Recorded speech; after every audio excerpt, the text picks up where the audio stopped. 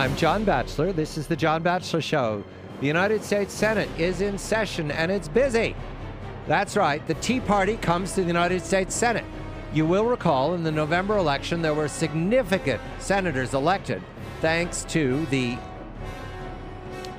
hard work, and commitment of the Tea Party in all of its flavors across the country. One significant senator is Rand Paul of Kentucky, Mike Lee of Utah. Those two men, joining with their colleague Jim DeMint of South Carolina, today gathered together the Tea Party caucus. This is striking because caucus is not natural language to the 100 princes and princesses who make up the senior legislative body of the first article of the Constitution. To help me understand this, David Drucker of Roll Call, who covers the Senate, is here.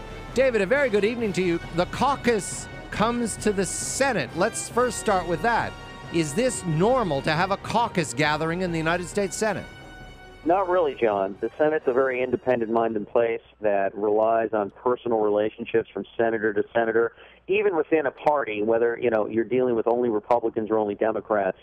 It's not like the House of Representatives that tends to rely on subgroups. So it's sort of a new entity, and we'll see how it functions. But even the senators that launched it, Senators DeMint, Paul, and Lee, said that it's a work in progress and that they really intended to be an external arm of Republican conservatives or conservatives in general in the Senate that keeps lines of communication open with the Tea Party activists, not so much a policy arm. So you can be a senator, you can be a Republican senator, you can be a Republican conservative senator, and now you can be a Republican conservative senator who's part of the Tea Party caucus. That's correct, and I bet they take some Democrats too. Okay, fine. Now, they had a meeting. What does this look like? Do they have really good cookies in a little room, something like that? It was actually, John, no cookies in a very big room. They used one of the largest hearing rooms available on the Senate side of Capitol Hill.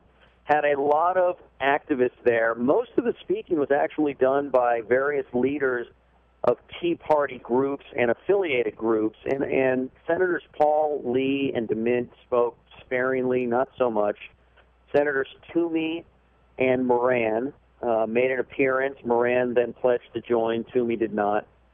Still thinking about it. And it was a lot of, in a sense, campaign speak, but I have to say that if you take the senators who started this at their word, and there's no reason not to, in that they're trying to keep lines of communication open to hear from the activist community, then the caucus accomplished its goal and did what it said it was going to do. Now, about the Tea Party community, you have news from one of your colleagues that is significant for the 2012 cycle. What is it, David?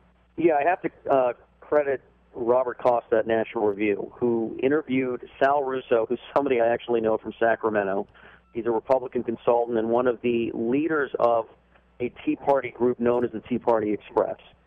He told Robert that way back in 1976, when he was traveling the country looking for state chairman for Ronald Reagan's presidential campaign, and of course, Reagan at the time was challenging incumbent President Jerry Ford in the Republican primary, that he had very few takers, not surprisingly, but that an attorney in Utah, and Hatch may have been elected to something at the time, but an attorney in Utah, Orrin Hatch, stepped up and said, "I'll be Reagan's Utah state chairman."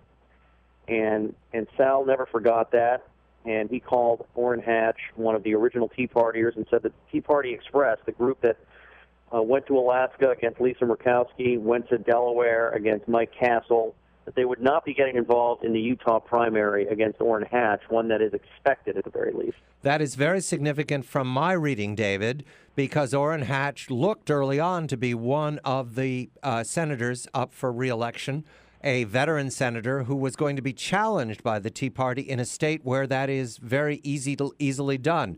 Is this a relief to Mr. Hatch? Can we say that he's breathing easier tonight and perhaps ordering another round of lemonade?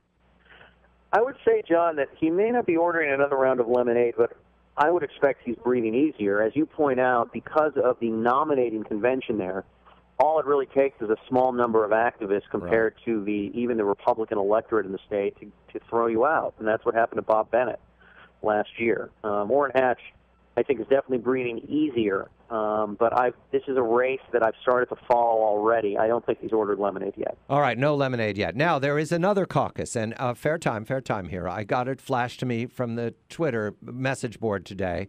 The other caucus forming in the Senate, and David Drucker says that we don't have caucuses in the Senate. So anytime I see the word caucus, it popped up, and at first I thought it was something of a satire. This is the Save Social Security caucus. What is the significance of Chuck Schumer launching a caucus on the same day the Tea Party caucus is launched?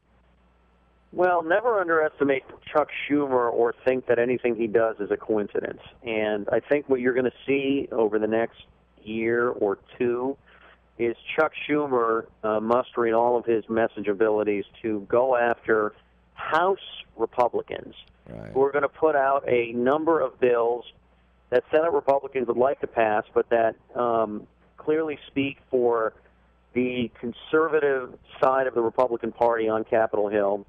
And I think what he wants to do is try and poison the well for this line of thinking.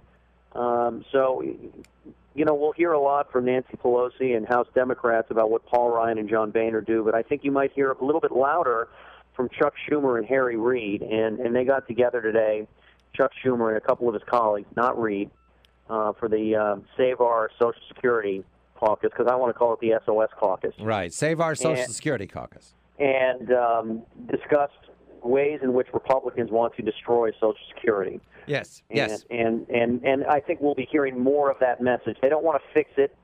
They want to destroy it. Right. They want to destroy it. Friendly language. I like it. Senator Schumer understands the use of euphemism. Save our Social Security. Finally, a note. I understood that there was filibuster conversation between Harry Reid, the majority leader, and Mitch McConnell, the minority leader, and something's been done. What is it, David? So there is no longer an ability for a senator to secretly put a hold on a presidential nominee, a judicial nominee. If you want to put a hold on an executive branch nominee, you have to say who you are out loud and in person, very publicly.